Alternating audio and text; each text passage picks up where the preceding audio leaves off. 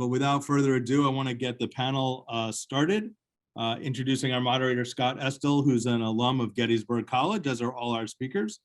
Scott is class of 96, and I'm going to pass it off to Scott to kick off our panel.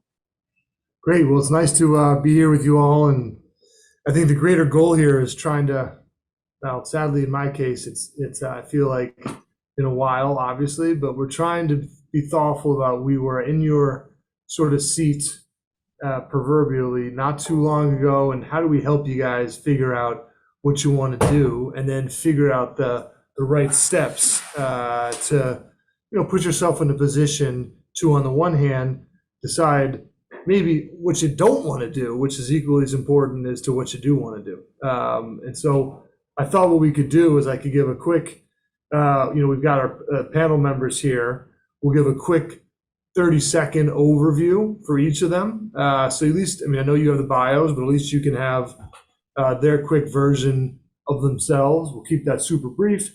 And then we'll get into a bunch of questions for the panel, which will be followed obviously by a Q&A and then followed by a breakout session. So maybe we start with Abe, since A is the first letter of the alphabet, super sophisticated. We'll just go around, give a quick overview of what you do, and then we'll go from there. Sure. Thank you, Scott. Good evening, everyone. Abe Diallo. I'm a commercial banker with Truist Bank. I've spent most of my time in commercial credit. I'm a commercial lender now. I manage relationships, about 50 relationships with a book size of about $500 million or so, and growing in the Philadelphia market, even into New York as well. I graduated in 2008 at Gettysburg with an econ degree, liberal arts, with finance and accounting concentration. Hopefully that was quick enough for you, Scott. Awesome. John, you're up next. All right. I'm in wealth management. And what I do is I help clients manage their assets, mostly liquid, but illiquid as well.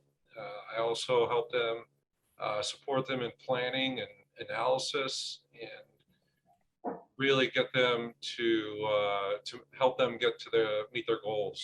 I was a political science major and a business minor. Thanks, John. All right, Michael. Hey everybody, I'm Mike Harris. I'm a 97 graduate of Gettysburg. I majored in economics and Japanese. I started my career in New York building portfolios of hedge funds for institutional and high net worth investors. Went into trading, became a broker, ended up jumping to the buy side, and worked for the same macro hedge fund for about 20 years. 12 of those years as a trader and a portfolio manager. The last 8 years, I was the president and ran that fund, retired in 2019 and got bored after about 3 weeks. And now I'm running a family office. So we're investing in everything across the spectrum of traditional to alternative investments. Really happy to be with you tonight. Thanks, Mike. Liz. Hi, everyone. My name is Liz Sun. I am currently a senior consultant that focusing in the private equity industry. So I assist our client, which include institutional investor and the general manager for their due diligence process. And I graduated Gettysburg 2015, and I was a math major. Great. And then the real quick story on me, as I spent 17 years as a banker, investment banker, realized it wasn't my incredible modeling that was driving alpha. Surprise, surprise, it was the people. And so I run a merchant bank at the moment within a search firm. So we do two things. One, we do searches, 100 searches a year for private equity firms, and from portfolio company CEOs to operating partners, and then which we call reactive. Proactive is those same firms call up and say, hey, we're thinking about buying company A, carving out company B, taking private company C.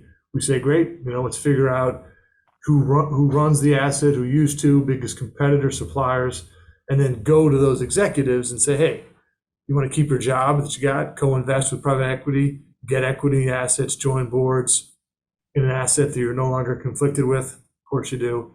What do you think the 2 to 3 pillars are of this investment thesis, and help them make better investment decisions, and then invest in the assets. So what you're seeing in the panel is a wide spectrum of things. A lot of it has to do with finance and asset management, wealth management, et cetera. But just want to give you that color. So maybe we'll dive into some of these questions. One of the things that we talked about is, step one in getting a job often is an internship, right? And so you guys are, there's a breadth and depth of, a lot of sophomores and juniors, but, there's everyone on this from a student standpoint. I guess I'd open it up to the panelists. In your experience, since you've all been through this, what are with the employers that in the subsector of finance that you're working in, what do they expect you to know about finance in the application process? There's a wide variety of things that we all do, but how do you think the students here can get themselves in a good position to get smart? That's a great question. And I'll jump in to answer first. At the spot you're in right now, I would say the expectation isn't high in terms of what your knowledge base is. And the more you know, the better. But I think where you are, for the employer, from our perspective, it's more, showing adaptability and the willingness to learn. Because, as you just heard from everyone's intro, we all do different things, and our day-to-day probably doesn't look the same. So, you could interview with, all four of us, five of us, and have different expectations of what you're to do day to day. So as to what you need to know right now, I don't think you want anything other than the basics, maybe basic concepts of capital markets, stocks, bonds, portfolio concepts. That's it. I'll let someone else jump in if they want to. Yeah, I think I used to say things when I was looking for an internship as, I'm going to work harder than the next guy. And you learn, so you walk out the door and guess what the next person said? I'm going to work harder than the next guy. So, you got to show adaptability and effort, but you got to have some substance, to John's point, of what's going on in the market. Understand what he does or Abe does or Mike does or Liz does, and, have something borderline relevant to talk about. Read this article, thought about this. So, make sure that there's some depth, or had studied this in class, or had this is why I'm interested, as opposed to just saying I'm a grinder, which you still got to get across, let's be clear, but you got to have some depth to it. I don't know if anyone else would agree with that, or we can sort of, move on to the next phase of that question, which is fine. Well, how do you get it? How do you get that information? What are the different resources, the periodicals, the websites, how do you get smarter around that? What did you guys do on the panel that, got you in a position to wax philosophic on this subsector of the economy and in the internship that you're hoping to get?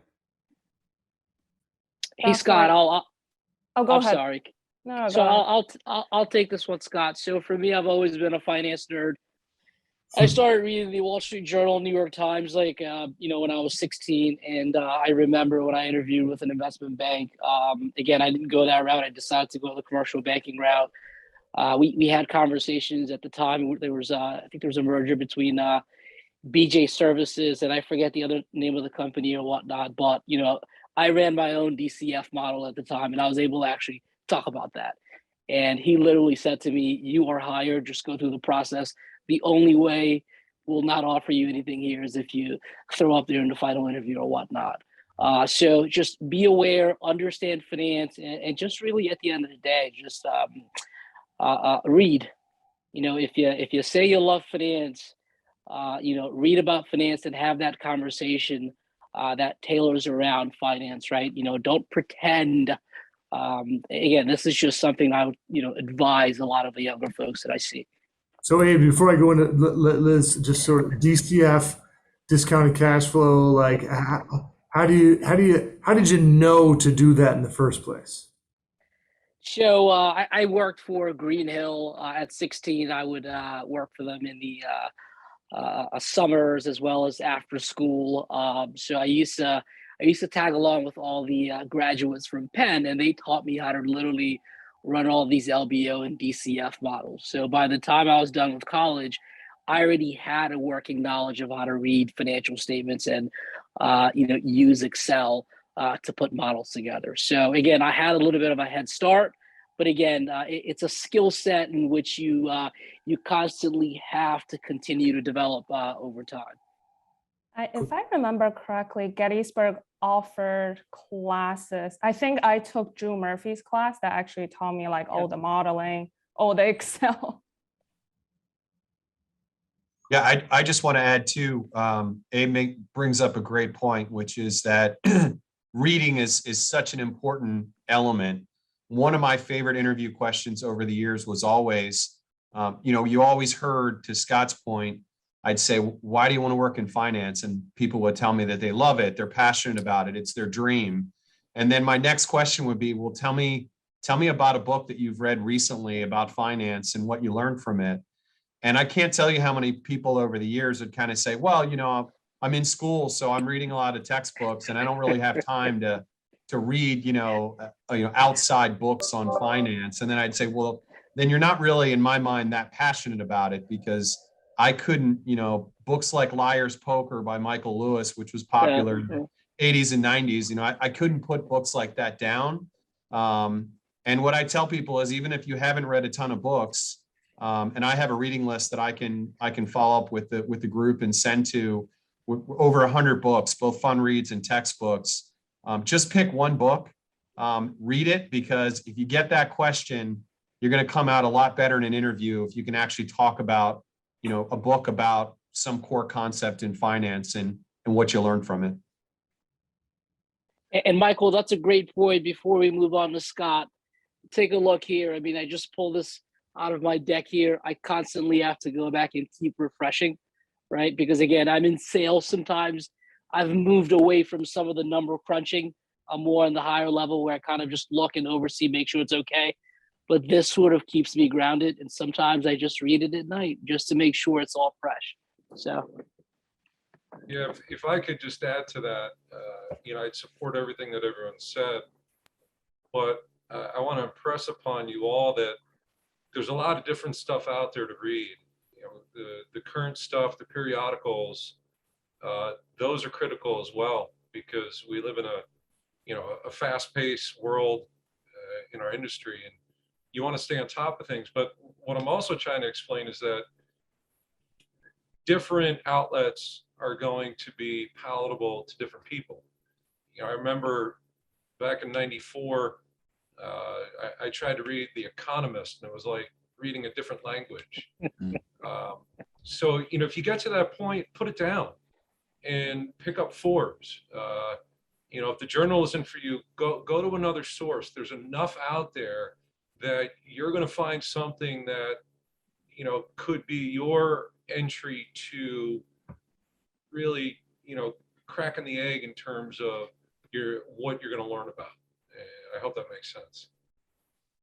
Yeah. So go ahead, Scott. It's the concepts, right? I think it's fun to hear you guys say that, right? One of the things that we always look for in a high quality 1%er is intellectual curiosity and humility. And those two things don't go together very often. But when they do go together, it is an awesome leading indicator of top decile performance. And so, to John's point, to Abe's point, everyone's point, like, it doesn't matter if you're reading like USA Today, whatever is it's going to talk about the interest rate issue, the concern of inflation. It's going to, something in there is going to be, and it doesn't matter what the level is, just find something that's fun and read about it. And you may say, I don't want to read about inflation. That's super boring. Well, that's interesting to know too, right? So you got to flip a little bit around, but having that catalyst of curiosity is important. And if I could just add, Scott, as important as it is, in a perfect world, you're reading the Wall Street Journal cover to cover every day, but we all know that that's not realistic. And so at a bare minimum, the morning of your interview, take a look at the front page of the Journal, watch CNBC or Bloomberg in the morning for an hour while you're getting ready, because and John made this point, finance is very topical, and those of us in the industry are living what's happening in a real-time fashion. And because you're in academia, you're kind of, unplugged from that. And so take some time to plug yourself in. I remember I was interviewing somebody. I just walked off the trading floor when the non-farm payroll jobs number came out, and it was shockingly different than what the market was expecting. And the market was kind of cavitating lower. And I walked into this conference room, and the unfortunate person hadn't done that. They didn't even know that it was, number one, what the jobs number was, how important it was, or why the market was moving so much. And it really kind of, set a bad precedent right out of the gate, because had they just read the Journal that morning, we could have immediately jumped into a conversation about it. So make sure you do that. Well, so let me flip a little bit to, we've all bought into we've all drunk the Kool-Aid of a liberal arts education, right? And some of us have done things post that are maybe more precise one way or the other. But, from a foundational standpoint, I still believe the liberal arts education is good. However, how do what are your thoughts on, from the panel standpoint, thoughts on how folks here can set themselves apart from someone who had a finance, there's a lot of schools that focus on finances undergrad. And so, we talked about some ways where you can get, be thoughtful and be topical, but how do you suggest people set themselves apart if they've got, or how to take advantage of, or articulate the upside of a liberal arts education?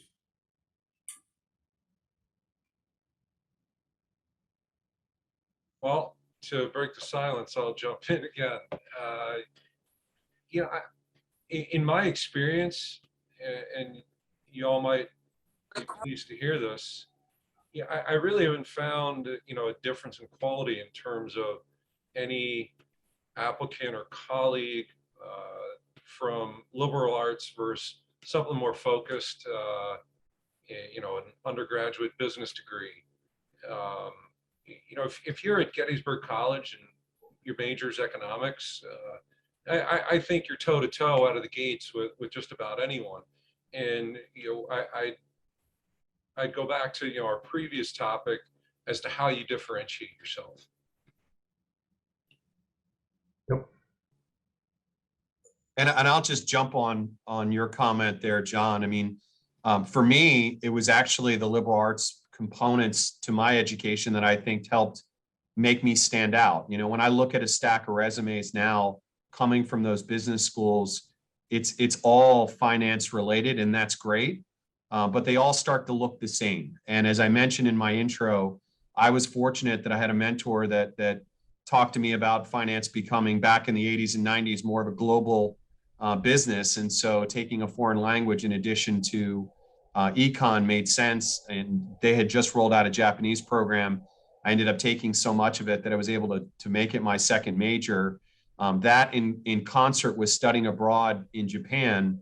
I'll be honest, in most of my interviews, we talk more about my experience with Japan than we did about finance. And that was a real differentiator for me. And I'm sure a lot of you are either minoring or double majoring in something outside of econ or finance. And so make sure you bring that into the conversation, because I do think that, employers are looking for well-rounded folks. And in my case, my first job on Wall Street was covering Japanese banking clients. So it was really relevant to some of the interviews that I was doing. Scott, to add to that, for me, I work with middle market companies. So just think of any company with, a label slapped as you're driving on the highway or whatnot.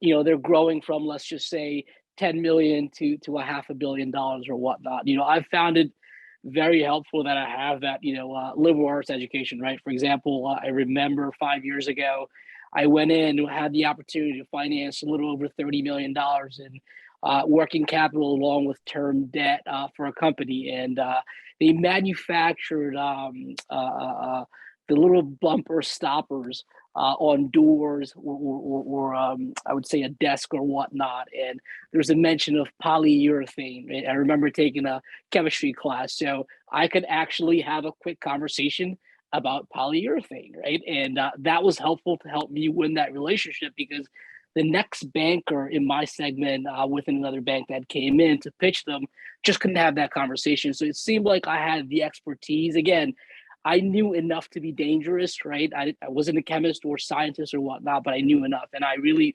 think that to having that, broad liberal arts education or whatnot. Awesome.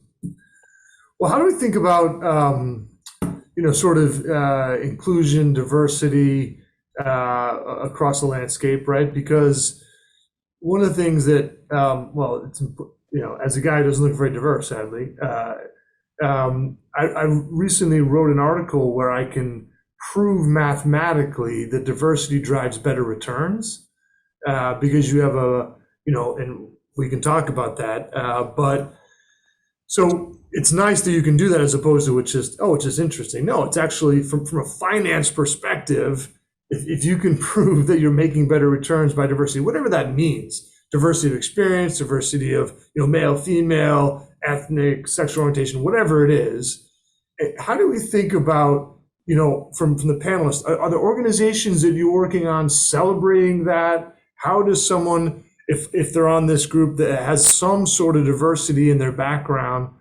what's the best way to showcase it so you don't feel like, you're sort of, I don't know, playing some sort of, I have this diversity, so therefore lean on me or give me an advantage. How do you take advantage of it? And how do you think about your own organizations and what are they doing to be more thoughtful around inclusion broadly defined? Hey, Scott, I guess I'll jump all over this one here, given the fact that I am an African-American male. I came from Wales, moved over to Truist Bank. And, my first conversation with the regional president who wanted to hire me, it's after me for about 4 years, finally decided to make the go-ahead with him. I asked him directly and I said, what is your diversity, equity, and inclusion policy? And he spent about 30 minutes explaining it to me. And the first day I was hired, he connected me with the various groups that we have within the bank. So we have groups that represent African Americans, Hispanics, Latinos, Asian Americans, and all the groups come together, right? And then, we sort of figure out a way to sort of kind of have that uncomfortable conversation of, okay, hey, look, the bank does need representation. And I can tell you, they're very open to it. And, we spend millions of dollars to make sure that, we're not just talking about it, right? It's actually being something that we're actually practicing, right? Not just preaching at the end of the day. I know I have been doing a lot of ESG work with my clients, since that have become a hot trend for a lot of the investors who want to invest in a company that are focusing on a lot of the social element and diversity. And then like female on the board has been like a big topic for a lot of them. So there are a lot of push on that side.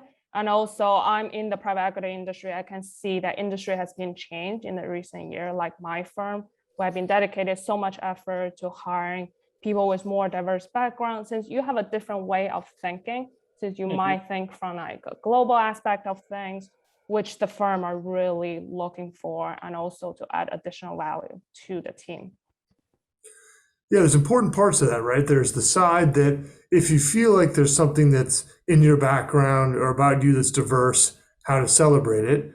The other side is if you look at yourself and you're not diverse in your mind, I bet there's something there that's diverse, whether you may not see it right away. So it's just something to think about, be introspective, and sort of, it's never been more important to be diverse. So on our business, 95, nothing's 100%, 98% of the things we do demand some sort of diversity. Whether it's having females or any sort of diversity, you name it. But diversity comes in lots of shapes and sizes and colors and backgrounds. So, be thoughtful about it. And as you guys are thinking about internships and jobs, I think it's something to keep top of mind. And I know we're getting dangerously close, Mark and Jamie, to the end of to get to Q&As, but maybe all of this is marginally interesting, except for the fact is how do you be proactive? How do you get this done? Right? There's a cycle to all of the internships, and so any advice from the panel on the best way to stick your finger in to sort of get involved or jam your foot in the door, or whatever the analogy is? How do you sort of get in there either on cycle or off cycle? Hey, Scott, I'll jump in just real quick and say that I think that, you got to start early, right? Like summer internships, as an example, we start having those conversations in November, December, where you're typically interviewing people over the holiday break. And every year, somebody emails me like a week before school ends. And I kind of have to chuckle because it's like, oh, somebody didn't have their ducks in a row, and they've just now woken up to the reality that they need to go find an internship. So start early, do your research. The other thing that's fantastic, I think, on the intern front is now that we're living in more of a virtual world, there's opportunities to intern year round, because in many cases you don't have to physically be in someone's office. And so reach out, figure out what the opportunities are. When Scott and I were summer interns, for many of the ones I did, they weren't paid. Now they are, right? So, but there could be some opportunities to do some shadowing in the short term, even when they're not paid, just to spend some time with some companies, get some experience and pad the resume. And also add that networking is critical. I think there's elements in what we all do that prove relationships matter. I think I'm the second oldest person on this panel, but I go back to a day and age where you met someone face to face, you shook their hand, and I still place a lot of value in that. But I've learned through the post-COVID era that you can forge a relationship virtually. I look at all these faces in front of me, and it proves that you have the ability to connect with people anywhere in the United States. And I wouldn't be bashful, even if you're not looking for a job opportunity, but you're just looking to ask a question. It's a great way to develop your learning and a great way to grow your network. Yeah, folks, please, there's Jamie and Marc are deep and good professionals at helping you figure out what to do. Don't be like me or some of the panel members where you sort of didn't necessarily take advantage of it as much as you could. Some of us got dumb lucky, to Mike's point about internships, and it all worked out. But what happens if it did? It's like selling a business. You only need one buyer, but that buyer could go away. So use Jamie and Marc and the team, collectively at Gettysburg, because that's what they're there to be helpful, right? And to the point, like I've got a bunch of people that work for me that went to Gettysburg. I don't need them to build accretion dilution models or LBO analysis, as Abe was talking about. It's a different animal. I just need to do different things. So can you do a week-long internship and then make it look prettier than it is on your internship? I mean, on your resume, probably, right? I mean, you don't want to lie, but you want to make sure that you've got something to talk about. So use the resources. But I don't know, Marc or Jamie, that was a good enough plug before we go into Q&A for you all. Yeah, thanks. We appreciate that. We're definitely here to help. We did have some really good questions come through, and I'm actually going to start with one that just popped up because we get this question all the time in the Career Center. So we'd definitely love to hear from all of you. Paul asked, what advice do you have about the importance of pursuing a degree beyond our time as undergraduates? And my guess is the big one students are thinking about is the MBA. What's the importance? It really depends from my side, since I have a lot of friends went to the business school for their MBA, and also a lot of friends getting their master or PhD. It depends on what you want to do. For MBA, I would suggest wait a couple of years, get more working experience, and then get an MBA, since that will be more helpful for you in the job search. But if you're thinking getting a degree right after college, getting master, maybe get like something into like a more analytical field, since I actually got a master 1 year after Gettysburg, since I realized I really like all the analytical stuff. And Gettysburg, it helped me with all the critical thinking, like all the liberal arts kind of stuff, but it didn't prepare me for the practical side.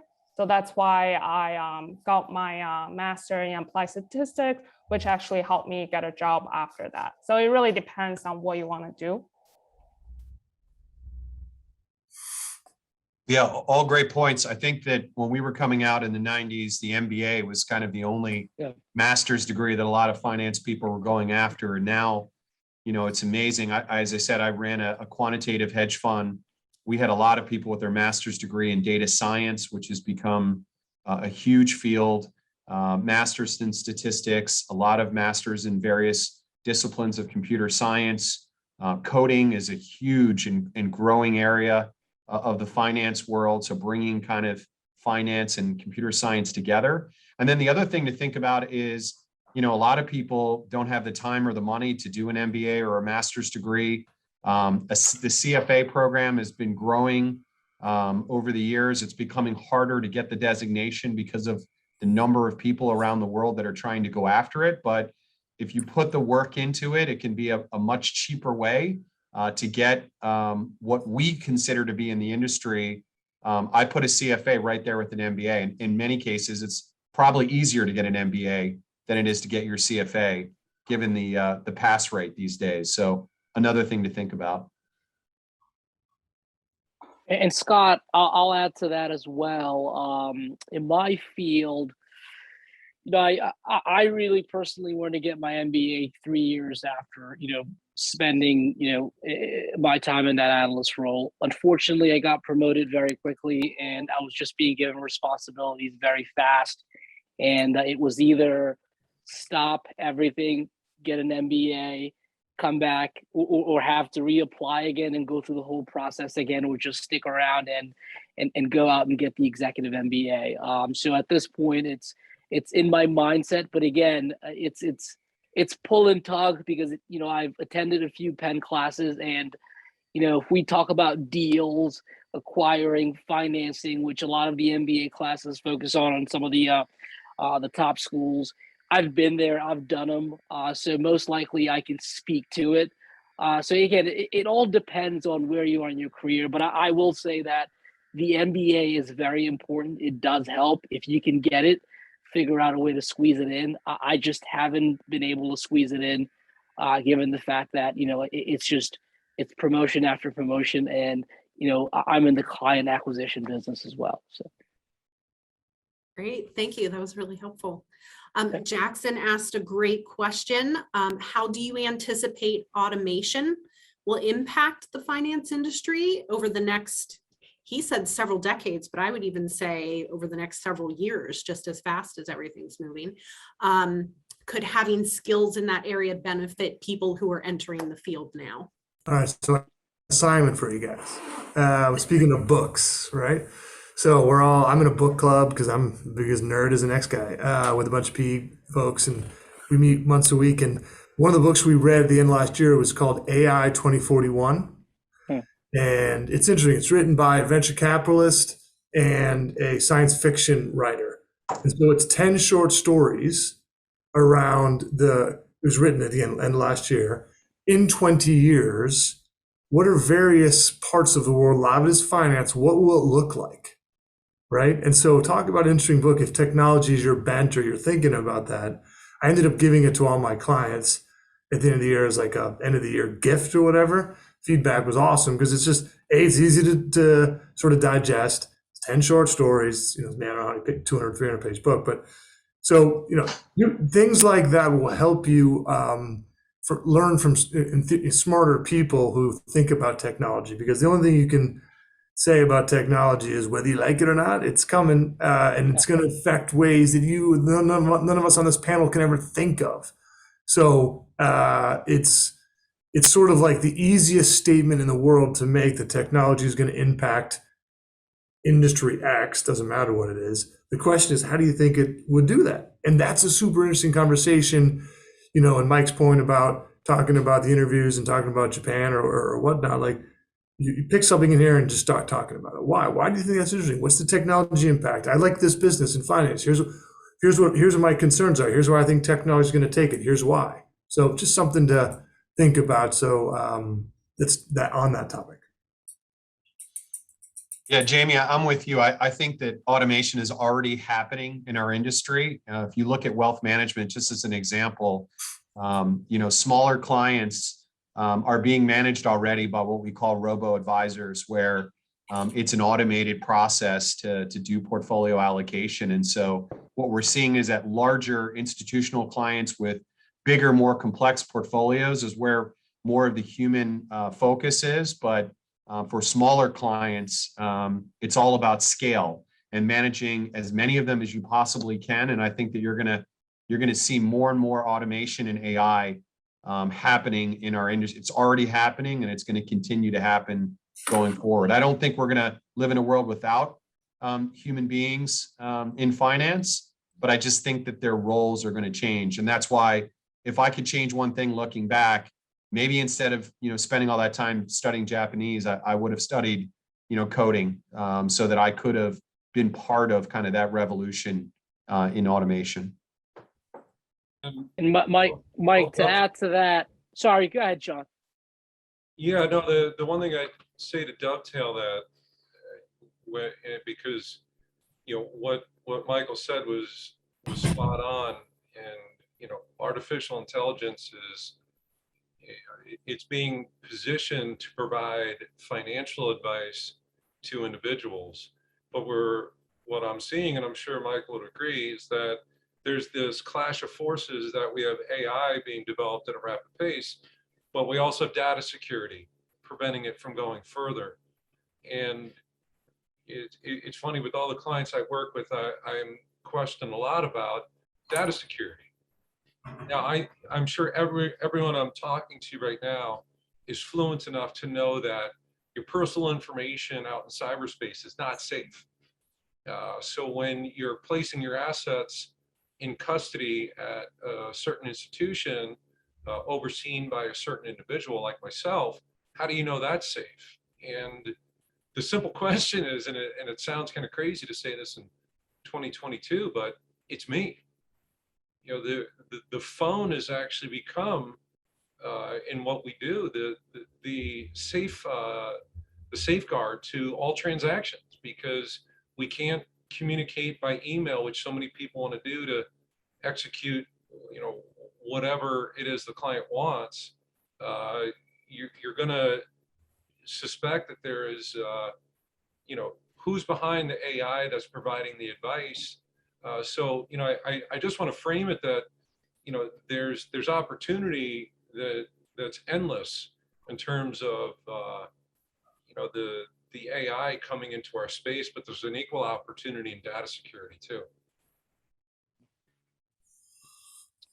And Jamie, I wanted to add to that as well.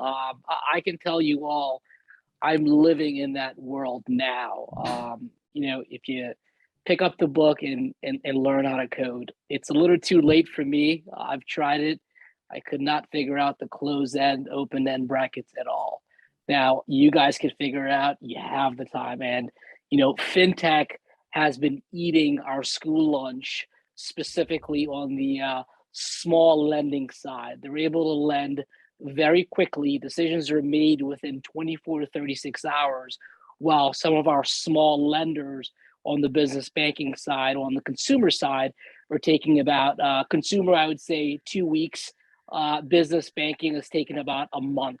Fintech is coming in and doing it within 24 to 36 hours. So we're losing a huge chunk of market share there. So, we've invested literally like hundreds of millions of dollars last year in AI technology alone. Now, The good news is for bankers like me, who are young enough, we can adapt to the system to put deals through, because again, we're heavily compliance driven.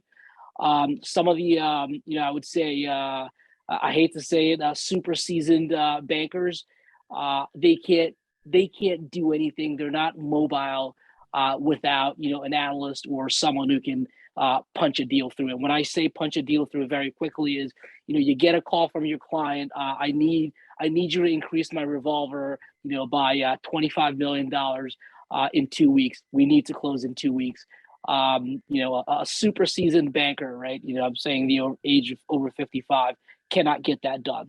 A guy like me can get it done in a week because I know the systems and I know the way they work. So AI is extremely important. I would advise you all, learn how to code, even if it's basic. It'll give you that competitive advantage in the market. Great. Thanks, everyone.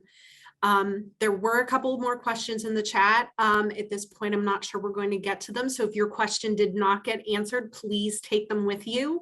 We are going to go ahead and move into the breakout rooms. You are each assigned, it's totally at random, to one of our alumni panelists, and you are going to have about 20 to 25 minutes to chat with them. They'll kind of lead the discussion. And again, if you have those questions and they didn't get answered, please take those into the breakout rooms with you. So as soon as you see, I'm going to open all the rooms, and as soon as you see it, go ahead and join your breakout room.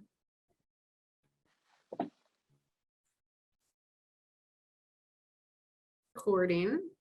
Okay. All right, Marc, you want to lead us into the wrap up? Oh, can I please lead you into the wrap up? I would love to.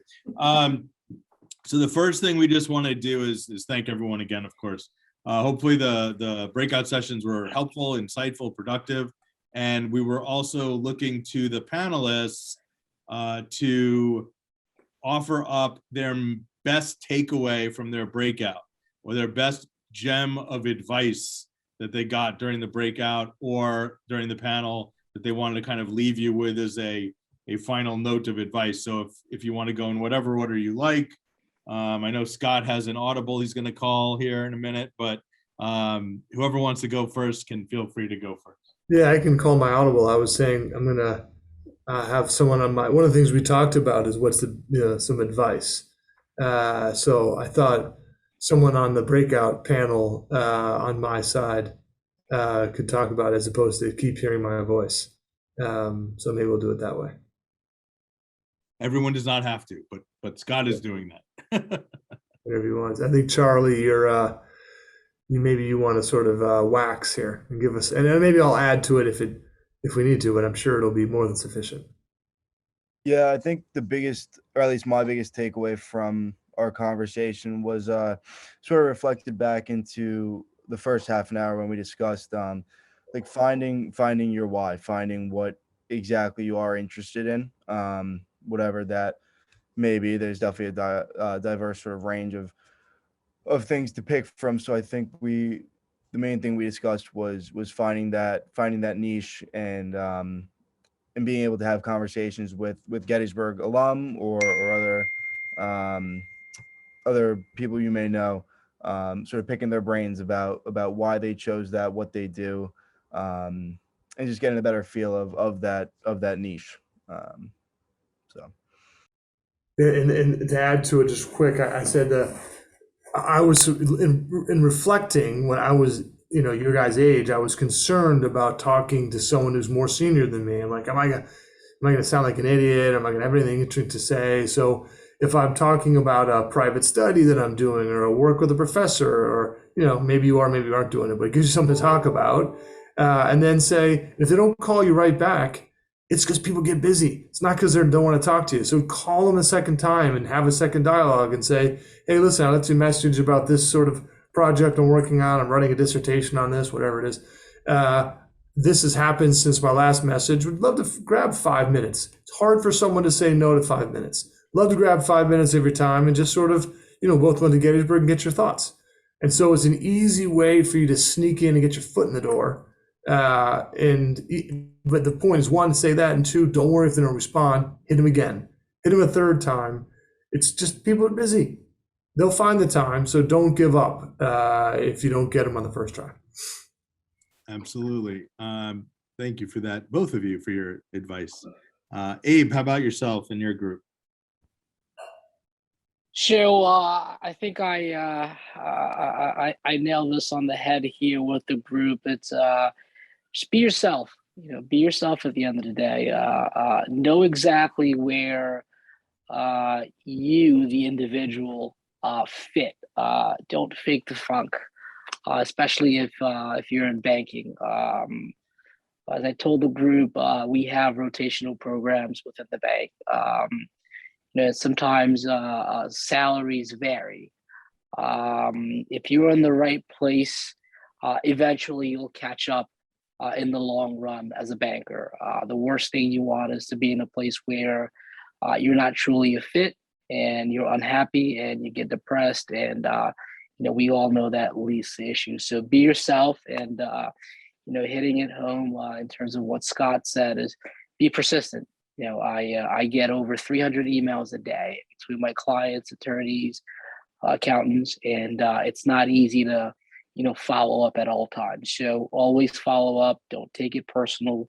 Just keep reaching out. And I'll tell you, I send out sometimes about 100 emails to some of the business owners in our greater Philadelphia, and now pushing into New York. They'll reach out to you when they remember. Or when they need you. And I can tell you sometimes with folks like me, if the email pops up or I'm just going through it at midnight, when my son is waking up to feed, I'll go through the emails. And if I see it there, I'm replying right away. So yeah, persistence, and just be true to yourself. Thanks, Abe. And, you brought up two good points. I mean, one is timing can be everything. Timing of your messaging and your communicating, and depending on the recipient. And then also, something Scott mentioned was the ancient art of phone calls, as opposed to just emailing, because when you email, you'd be one of Abe's 300 per day. If you call him and leave him a voicemail message, that might be a unique thing for him. And also your enthusiasm can certainly come through if you make an actual phone call and leave a message. Finding his phone number, that's another challenge, but it might be possible. So we'll move on from there. How about John? Well, this is something I took from our breakout. I actually wanted to speak to a question that came up that went unanswered. Teague asked, what's the best advice you'd give to your past self? And, I would tell all of you to not put too much pressure on yourself. Don't drive yourself nuts. It's a marathon, not a sprint, to get to where you want to be. And you're going to make some mistakes along the way, learn from them, but just try to be present and enjoy every day. If you commit to working hard and doing business the right way, you're going to get to where you want to be. But just don't ruin yourself in trying to do so. That's all. Sage advice. Excellent. Liz? I would say try different things. Since it took me a while to figure out what I really want to do, I've done so many different things until I get to the point that I'm like, okay, this is the type of work I want to do. So don't be afraid to take a job, just kind of try it out, see if you like it or not, and then figure it out from there. And definitely, for those of you who are not seniors, use the time now to try these different things, and realize that even if you are a senior, that doesn't end with graduation. You're still trying things. So many alums will come back saying, I'm still figuring out what I want to do. And that's okay, because to John's point, don't stress that stuff, and just be yourself and enjoy things, and take a breath once in a while, for sure. Michael. So we didn't cover this in my breakout session, but I think it's incredibly important. And so let's talk about interviewing, right? So here are my helpful hints on interviewing. First, you got to practice, right? So do mock interviews with your parents, your friends, your advisor. Go online, think about every possible question they could ask you, and write down an answer and practice it before the interview, not after the fact and thinking, oh, wow, I guess it's obvious they would have asked me that question. So do the work up front. Know that organizations are always watching you from the beginning that you start the process until you get hired. That means how you interact with HR directors, people's assistants, even the I used to ask our receptionist when somebody sat for 15 minutes and waited, if they had a conversation, what were they like? Because your true self is probably going to come out in that moment. Your pretend self is going to come out in the conference room while I'm interviewing you. I think Scott mentioned this before. There's a fine line between being confident and being cocky. You have to find that line and learn how to ride it. You don't want to go too far into the cocky camp, but at the same time, you need to feel good about your abilities and you need to talk about why you think you're the right person for the job.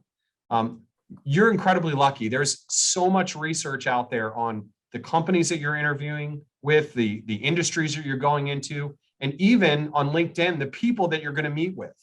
I am always shocked when it's obvious to me that someone hasn't even looked at my company's website, when they come in to interview with me, or they don't know a single personal thing about me when my life is on LinkedIn and you know everything about where I've worked and where I went to school and what I studied. So do the research up front. Dress. The guys made a joke about, and gals, about me wearing a tie. I had a reason to wear a tie today, but listen, in a world where everyone has gotten sloppy and casual, be the one person that actually dresses up for a Zoom interview, and you're probably going to leave an impression on people. Expect the unexpected when it comes to odd Scott's questions. ties. You could see Scott's ties, Michael.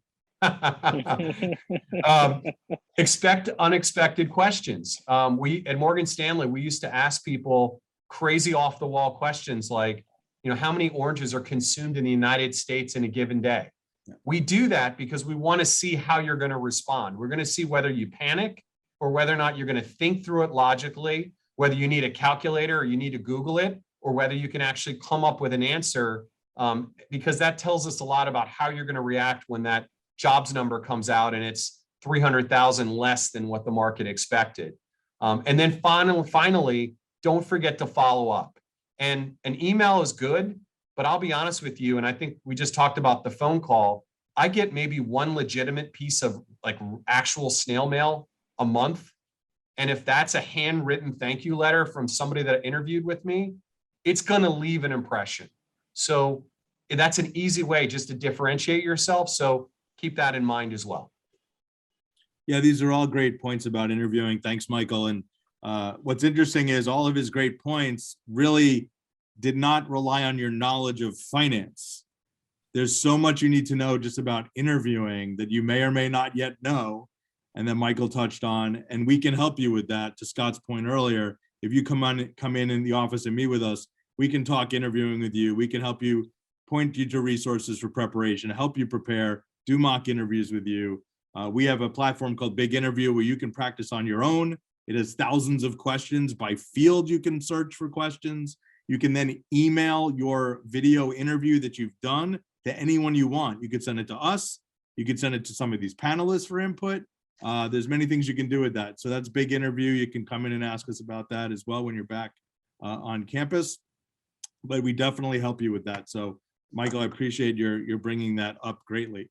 I do want to, before you all run away to go eat dinner or whatever you might be doing next, I do want to do the poll again, even though I think this is going to be a skewed result due to the people who stayed for the rest of this program, but you never know, we'll see.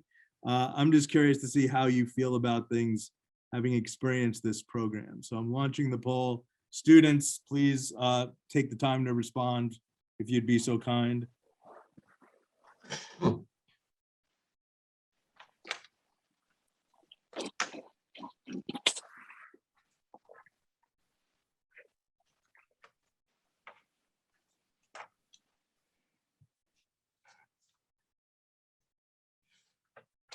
I think most of you have responded. So just so you know, let me end the poll here. Okay. Definitely a change, but again, the population has changed. So empirically, I will not say this is so sound. But the good news is that I see positive shifts towards more familiarity with the roles in finance, roles and functions in finance. Definitely a big shift in the familiarity with skills needed to succeed in finance. Very somewhat familiar and very familiar right there. And ready for the job search, definitely leaning more towards ready and very ready. So that's very exciting to see. Again, it may be skewed based on who is here, but I'm glad to see some positivity going on in this group. I do want to thank everyone for attending and for the students for sticking it out. For our wonderful panel, our moderator, Scott, Abe, John, Michael, and Liz. It was great. It was very informative and super helpful. Students, all the panelists have been fine with your reaching out to them in varied ways. You know, I'm sure they are all on LinkedIn in some form or another. And Jamie does have their email addresses. You can always ask if she's able to give them to you. You can email Jamie on campus here. It's been a great event. We appreciate you coming during break. We appreciate your working on things here after your business hours to our panelists. And we hope you enjoy the rest of your night and the rest of your week and the rest of your break if you're on the break. Thanks so much, and we'll talk to you soon. Take care. Thanks, everyone. Thanks, everyone. Take care, guys. Good luck. Thank you. Thank you.